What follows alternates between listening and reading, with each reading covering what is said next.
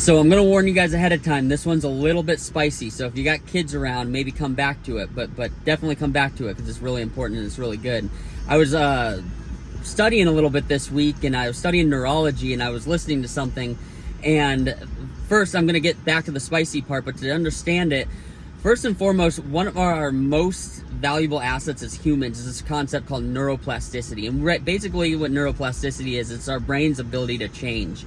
And this is why things that are habits to us, things that we do over and over again that are habits, they're really, really easy. We can do them without even thinking because our brains basically developed a rut that makes those things that we do repetitively really, really easy. Things like brushing our teeth, where if I watch my kids brush their teeth, they have to think about it a little bit more to where I brush my teeth. It's very, very, you kind of just go on autopilot. It's the same reason why when you watch the gymnastics, it doesn't matter how much even if I'm a super athlete, there's no way I can do what these gymnasts are doing. Even if I had the muscles, whatever, the same thing, I'm not going to be able to do what they're doing because they've developed ruts in their brains for these routines that they go out there and they make it look easy because they've done it so many times, their body actually just goes out there and performs. And it's the same thing with habit formation. When we start to develop new habits, our brain actually requires more energy to develop these habits. So if we're trying to do something that we haven't done before, our brain requires more energy to do that. If you think about when you learn to drive, when you first get behind the steering wheel, you have to think a whole lot. It's a little bit stressful. But now you get behind the wheel and it's same thing. It's basically just autopilot and your brain hardly has to use any energy. So using this same concept, now we're going to get into the spicy part of this whole thing.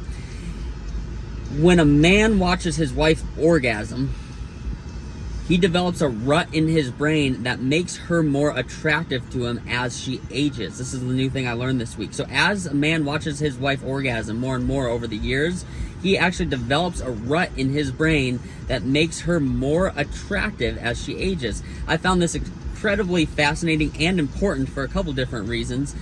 Ladies that have been married to your guy for a really long time, when he looks at you and tells you you're beautiful, and you might look in the mirror and not think that, he really actually means it because he's actually got neurologically wired to think that. And that's actually what his brain is wired to see. So that's just a really, really cool thing. And another thing I thought from a male's perspective is we need to watch what we're doing over and over again and where our eyes are looking over and over again because our brains are developing ruts. Our brains are developing what they want, different neural pathways based off of what we're looking at. So this is just an incredibly important concept for us to understand, and I hope you use that as you will. I actually am going to go get ready for date night, which has nothing to do with this video, but I hope you guys all have a great rest of your night. Look forward to talking to you soon.